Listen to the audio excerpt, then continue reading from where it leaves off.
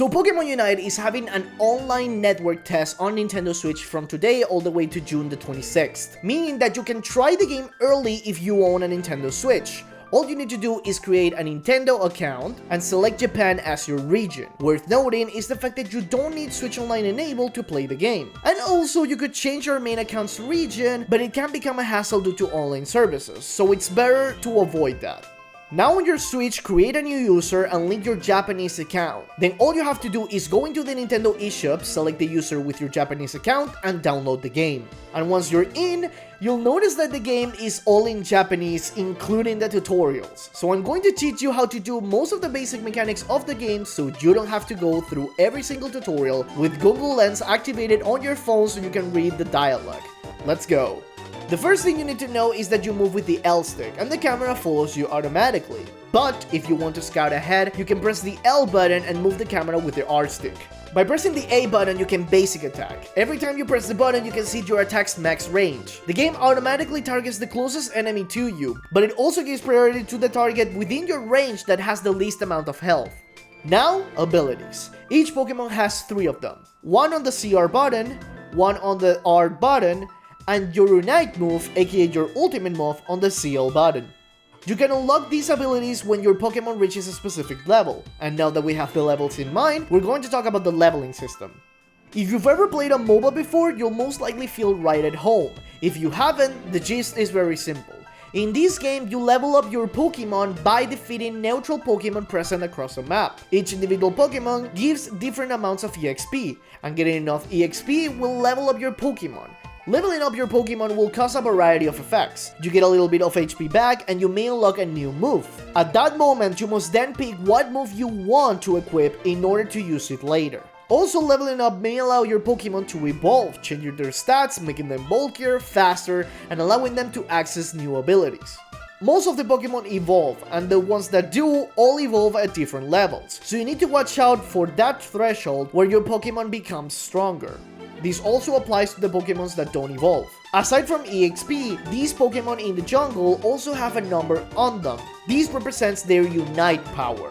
To win the game, you need to amass a huge amount of Unite power and take that power to the opponent's goal to score points. When you're there, you can cast for a moment all your energy into a ball so you can score points in the favor of your team. So remember to battle in order to get points a level up to win the game. Take into consideration the fact that if you have a lot of points, it will take a little longer for you to make the ball to score the points for your team. And if you are hit while channeling your points, the casting will be cancelled. If your Pokemon faints while holding points, you lose a fair amount of them and the enemy team will be able to gather your points for themselves, so be mindful.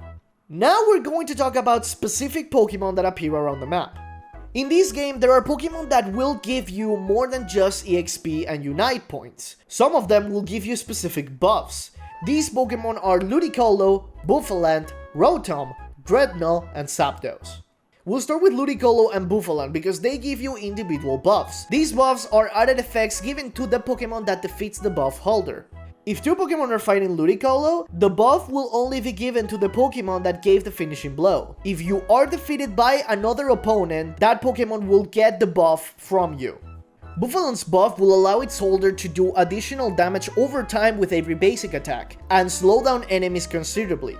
And Ludicolo's buff allows you to do more damage to enemies that have lower HP than you. And now we can jump into team buffs.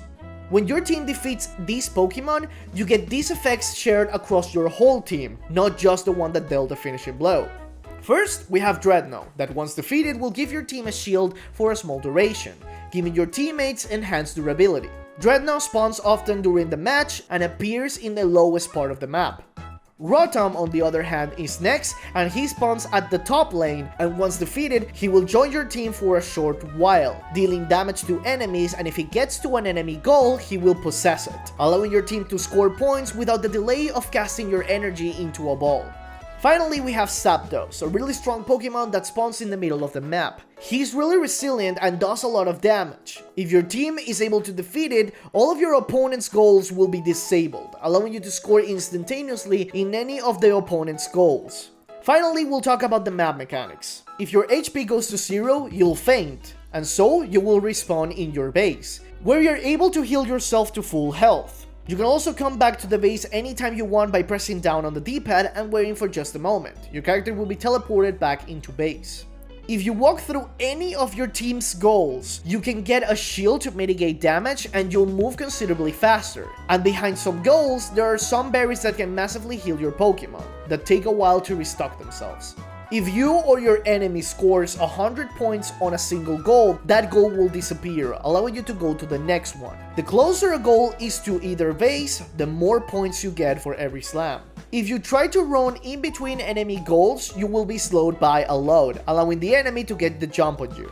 Sometime after the match starts, you'll see these platforms around the map. These are Dugtrio chutes. If you stand on them for a while, a Dugtrio will launch you through the air towards another side of the map. There's also a Dugtrio chute in every vase, so you can launch yourself to specific goals really quickly.